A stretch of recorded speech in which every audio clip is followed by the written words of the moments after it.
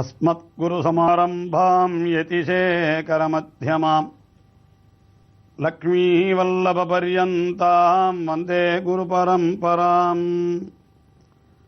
ஆழ்வார்கள் வாழி அருளிச் செயல் வாழி தாழ்வாதுமில் குறவர்தாம் வாழி ஏழ்வாறுமுய்ய அவர்கள் உரைத்தவைகள் தாம் வாழி செய்யமறை தன்னுடனே சேர்ந்து. போகத்தில் வழுவாத புதுவையர்கோன் என்று கொண்டாடப்பெற்ற பெரியாழ்வார், அவளாலே எடுத்து வளர்க்கப்பெற்ற ஆண்டாள், கண்ணபிரானியே தான் கணவனாக அடைய வேணும் என்று அவள் உறுதி பூண்டிருந்தாள். ஆகையினாலே உடனே கண்ணனை அடைய வேணும் என்று அவள் துடித்து கொண்டிருக்கிற காலத்திலே அவளை அனுகரித்து தரித்தல் என்கின்ற முறையாலே, அதாவது கண்ணனைப் போலவே பாவித்து கொண்டு நீ உன்னை தரித்துக் கொள்வாயாக என்று பெரியவர்கள் சொல்ல, அவள் கண்ணனை அனுகரிக்காமல் கண்ணனுடைய அடியவர்களான கோபிகைகள், அந்த கோபிகைகளை அவள் அனுகரித்து தரித்தாள் என்று நாம் பார்த்தோம். அந்த கோபிகைகள் ஒரு காலத்திலே நோன்பு நோற்றார்கள். எதற்காக? திருவாய்ப்பாடியிலே மழையின்றிக்கே ஒழிய அந்த மழை பெய்வதற்காக கன்னிப்பெண்கள் எல்லாம் விடியற் காலையிலே எழுந்திருந்து ஒருவர் எழுப்பிக் கொண்டு அவர்கள் கண்ணபிரானுடைய திருமாளிகைக்கு சென்று அவனிடத்திலிருந்து நோன்புக்கு வேண்டிய உபகரணங்களை எல்லாம் பெற்று நோன்பு நோற்றார்கள் என்ற புராண வரலாறு. அதை அனுகரிக்கும் விதமாக ஆண்டாள் அதையே தானும் நோக்கிறாள். அதுதான் திருப்பாவை என்கிற திவ்ய பிரபந்தமாக வெளிப்பட்டது என்றும் பார்த்தோம். அதிலே முதல் பாசுரம் நோன்பு நோக்க தலைப்படுகிறாள் அல்லவா ஆண்டாள். ஒரு கோபிமார் பாவனையிலே, ஒரு கோபிகையினுடைய பாவனையிலே நோன்பு நோக்க தொடங்குகிறாள். அப்படி தொடங்குகிற பொழுது அந்த நோன்பு நோற்பதற்கு ஏற்பட்ட வாய்த்த காலம், அந்த காலத்தை கொண்டாடுகிறாள். நாம் நோன்பு நோக்க வேண்டும் என்று நினைத்தவுடனே என்ன நல்ல காலம் எப்படி அமைந்திருக்கிறது என்று அந்த காலத்தை கொண்டாடி, அந்த நோன்புக்கு வரவேண்டியவர்கள் யார் உண்டோ, யாருக்கெல்லாம் இதில் ஆசை இருக்கிறதோ அவர்கள் அத்தனை பேரையும் வாருங்கள் என்று அப்படி அழைப்பதாக முதல் பாசுரம் செல்லுகிறது. ஆர்களித் திங்கள் மதி நிறைந்த நன்னாளால் நீராடப் போதுவீர் போதுமினோ நேரிழையீர் சீர்மல்குமாய்ப்பாடிச் செல்வச் சிறுமீர்கள் ஊர்வேல் கொடுந்தொழிலன் நந்தகோபன் குமரன் ஏராண்ட கண்ணி யசோத இளம் செங்கம் கார்மேனைச் சங்கன் கதிர்மதியம் போல் முகத்தான் நாராயணனே நமக்கே வரதருவான் ஆரோர் புகழப் படைந்தேரோர் அம்பாவாய். முதலிலே நோன்பு நோற்பதற்கு ஏற்பட்ட காலம், அந்த வாய்த்திருக்கிற காலத்தை கொண்டாடுகிறாள். எப்படி கொண்டாடுகிறாள்? மார்கழி திங்கள் மதி நிறைந்த நன்னாள் என்று 3 விஷயம் சொல்லுகிறாள். முதலிலே அது மாதம் என்கிறது மார்கழி மாதமாக அமைந்து விட்டது. மார்கழி திங்கள் என்றால் மார்கழி மாதம் என்பது அது மிகவும் சத்வோத்தரமான காலம், அதாவது சாத்விகமான செயல்களுக்கு மிக உகந்த காலம் மார்கழி மாதமாம். ஏனென்றால் அது ஒரு வருடம், நம்முடைய ஒரு வருடம் என்பது தேவர்களுக்கு ஒரு நாள் என்று சொல்லப்படுகின்றது. அந்த கணக்கிலே பார்க்கின்ற பொழுது இந்த மார்கழி மாதம் என்கிறது தேவர்களுக்கு விடியற்காலையாக அமைகிறது. விடியற்காலை என்னால் 5 மணி முதல் 6 மணி வரை அல்லது 4 மணி முதல் 6 மணி வரை என்று வைத்துக் கொள்ளலாம்.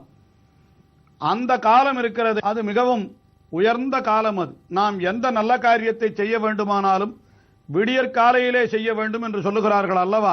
அப்படிப்பட்ட காலம்தான் அந்த மார்கழி மாதம். அதாவது அதிக குளிரும் அதிக வெயிலும் இன்றிக்கே இருக்கக்கூடிய மிதமான மாதம் அது. ஆகையினாலே முதலிலே மாதம் வாய்ப்பட்டதை கொண்டாடுகிறார்கள் மார்கழி திங்கள் என்று. அதிலேயும் மதி நிறைந்த என்றால் சந்திரன் பருவாக நிறைந்திருக்கிறான் என்றால் அது சுக்லபக்ஷம் என்று அது வளர்பிறையாக அமைந்திருக்கிறது தெரிவிக்கப்படுகிறது. அதற்கு மேலே நன்னாள் என்று அந்த நாளும் நல்ல நாளாக அமைந்திருக்கிறது என்று இப்படி நல்ல மாதத்திலே நல்ல பட்சத்திலே நல்ல நாள் என்று தானாக வந்து அமைந்து விட்டதாம். அந்த நாளை கொண்டாடுகிறார்கள். மார்கழி திங்கள் மதி நிறைந்த நன்னாள். ஆல் என்னால் ஆச்சரியம், இது என்ன ஆச்சரியம் என்று சொல்லுகிறாள். உடனே திருவாய்ப்பாடியிலே இருக்கிற கோபிகைகளை எல்லாம் அழைக்கிறாள். நீராட போதுவீர் போதுமினோ. இங்கே நீராட என்பது பகவானாகிற ஒரு தடாகம், அதாவது ஒரு குளம், அதிலே முழுகி திளைத்து அனுபவித்தல், அவனை அனுபவித்தல் தான் இங்கே நீராட்டம் என்கிற சொல்லாலே சொல்லப்படுகிறது. அதிலே விருப்பமுடையவர்களெல்லாம் வாருங்கள். யார் யாருக்கெல்லாம் பகவானை அனுபவிக்க வேணும் என்கிற ஆசை இருக்கிறதோ, போதுவீர் போதுமினோ, போதுவீர் என்றால் விருப்பம் உடையவர்களெல்லாம் வாருங்கள், நாம் போய் எம்பெருமானை அனுபவிப்போம். யாரை அழைக்கிறாள்? சீர்மல்கும் ஆய்ப்பாடி செல்வச் சிறுமீர்கள் என்று கண்ணபிரானுடைய திருக்கல்யாண குணங்கள் எல்லாம் நன்றாக அப்படி வளர்ந்து வரப்பெற்ற ஆய்ப்பாடி, அதுதான் சீர்மல்கு பாடி. அதிலே இருக்கக்கூடிய செல்வச் சிறுமீர்கள் என்றால் கண்ணபிரானுக்கு ஒத்த பருவத்தினராயிருக்கக்கூடிய ஆய்ப்பெண்களே என்று அவளை அழைக்கிறார்கள். அப்படி கோபிகைகளை எல்லாம் அழைக்கிறாள். அழைத்த மேலே என்ன செய்ய வேண்டும் என்றால், நாம் எம்பெருமானிடத்திலே சென்று கண்ணபிரானிடத்திலே சென்று நாம் கேட்டோமானால் அவன் நமக்கு வேண்டிய பலனை தருவான் என்பதை சொல்லும் பொழுது, அந்த கண்ணபிரான் அவன் எப்படிப்பட்டவன் என்னால் கூர்வேல் கொடுந்தொழிலன் நந்தகோபன் குமரன் என்று. நந்தகோபர் அவர் மிகவும் சாதுவானவர் தான். ஆனால் கண்ணபிரான் பிறந்த பிற்பாடு அந்த கண்ணபிரானுக்கு யாராலும் எந்த ஆபத்தும் வந்துவிடக்கூடாது என்படியினாலே தன்னுடைய வேலை நன்றாக அப்படி சாணை பிடித்துக் கொண்டு கண்ணனுக்கு காவலாக இருக்கிறாராம்.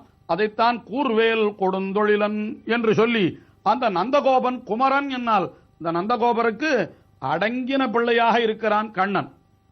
அவர் இட்ட வழக்காய் அவர் என்ன சொல்லுகிறாரோ அதை கேட்டுக்கொண்டு அவரிடத்தில் அஞ்சி நடுக்குகின்ற குழந்தையாக கண்ணன் வளருகிறானே, அதைத்தான் நந்தகோபன் குமரன் என்று சொன்னான்.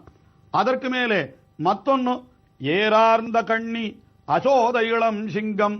ஆனால் யசோதையினிடத்திலே எப்படி இருக்கிறான் என்றால் இளம் சிங்கம் என்று, சிங்கக்குட்டி போலே அவளுக்கு அடங்காதவனாக, அதாவது குழந்தைகள் எல்லாம் தகப்பனாரிடத்திலே அஞ்சி நடுங்கியும் தாயாரிடத்திலே மிகவும் அன்போடு கூடியவர்களாயும் இருக்கிறபடியினாலே அந்த தாயினிடத்திலே அடங்காமல் சில குறும்புகளை செய்வார்கள் அல்லவா, அதுபோல கண்ணபிரானும் யசோதையினிடத்திலே குறும்புகளை செய்கிறான் என்கிறபடியினாலேதான் அந்த அசோதை இளம் சிங்கம் என்றார்.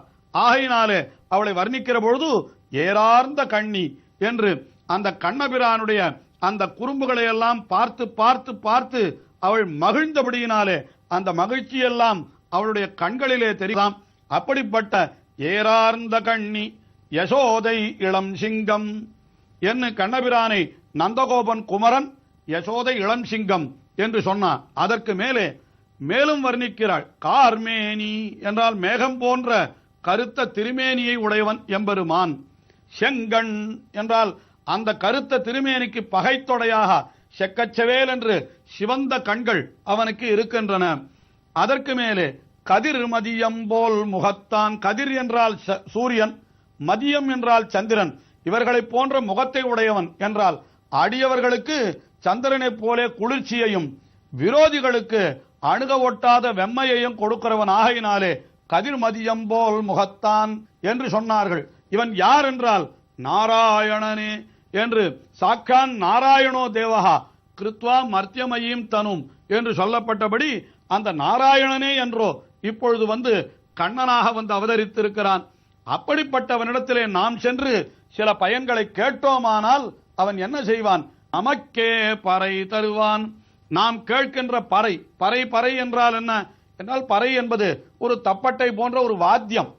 ஆனால் உண்மையிலே அது இவர்களுக்கு வேண்டிய பொருள் அல்ல என்பதை சிற்றஞ்சிறுகாலைய 29வது பாசுரத்திலே தெரிவிக்கிறார்கள். இற்றை பறைகொள்வான் அன்றுகான் என்று. ஆக பறை என்கிற சொல்லாலே என்ன சொல்லப்படுகிறது என்றால், அவனுக்கு செய்யக்கூடிய தொண்டு, அதுதான் கைங்கரியம், அதுதான் பறை என்கிற சொல்லாலே சொல்லப்படுகிறது. ஆஹா, நாராயணனே பறை தருவான். யாருக்கு தருவான் என்றால் நமக்கே தருவான் என்றால் அவனை உள்ளபடி உணர்ந்து அவனுக்கு தொண்டு செய்வதே நமக்கு பேறு என்று நம்முடைய தன்மையும் உள்ளபடி உணர்ந்திருக்கின்ற நமக்கே பறை, அதை அவனே தருவான். நாம் அதை நிர்பந்தித்து பெற முடியாது. அவன் தர நாம் கொள்ள வேண்டுமே தவிர வேறொன்றில்லை என்பதை நாராயணனே நமக்கே பறை தருவான் என்று அவன் தருவான். அப்படி தருகின்ற அந்த விஷயத்தை நாம் எப்படி அனுபவிக்க வேண்டும் என்றால், பாரோர் புகழப்படிந்து நீராட போதுவீர் போதுமினோ. பாரோர் புகழ என்றால் உலகமெல்லாம் புகழும்படியாக, உண்மையிலே அடியவர்களாய் இருப்பவர்கள் ஒரு புகழுக்கு ஆசைப்படக்கூடாது. ஆனாலும் இங்கே பாரோர் புகழ என்று சொல்லுகிறார்களே, இதனுடைய கருத்து என்ன என்றால், ஒருவன் கொடுத்தான், இவர்கள் பெற்றார்கள் என்றால் உடனே கொடுத்தவனுக்கு அன்றோ அந்த புகழ் ஏற்படும். ஆகினாலே என்னமாக கொடுத்தான் என்று அவனுக்கு புகழ் ஏற்படும்படியாக நாம் எல்லோரும் படிந்து குடைந்து நன்றாக அமிழ்ந்து நீராடுவோம். நீராடுவதற்கு போதுவீர் போதுமினோ, விருப்பமுடையவர்கள் எல்லாரும் வாருங்கள் என்று இந்த முதல் பாசுரத்திலே அழைக்கிறாள். இங்கே போதுவீர் போதுமினோ என்று சொன்னபடியினாலே பகவானை அனுபவிப்பது என்கிற ஒரு விஷயத்திலே நாம் இறங்குவதற்கு நமக்கு எந்த விதமான தகுதியும் தேவையில்லை. இருந்தபடியே விருப்பம் ஒன்றுதான் அதற்கு தகுதியே தவிர, விருப்பத்தை தவிர வேறு எதுவும் தகுதி கிடையாது. எம்பெருமானை அனுபவிக்க வேண்டும் என்றால் அதற்கு ஒருத்தன் உயர்ந்த குலத்திலே பிறந்திருக்க வேண்டும், படித்திருக்க வேண்டும், பணக்காரனாய் இருக்க வேண்டும் என்று எந்த தகுதியும் கிடையாது.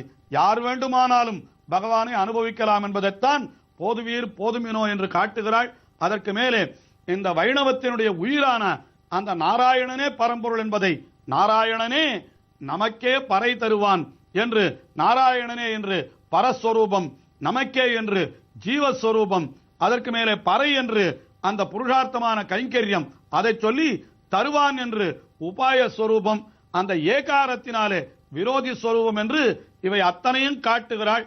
அர்த்த பஞ்சகமும் இந்த ஒரு பாசுரத்திலே காட்டப்படுகிறது. திருப்பாவை 30 பாசுரங்களிலே சொல்லக்கூடிய அத்தனை அர்த்தங்களையும் இந்த ஒரே பாசுரத்திலே ஆண்டாள் காட்டி விடுகிறாள் என்று நம்முடைய பெரியவர்கள் காட்டியிருக்கிறார்கள். அப்படி இவர்கள் நோன்பிலே இறங்கி போதுவீர் போதுமினோ என்று அழைத்தார்கள்.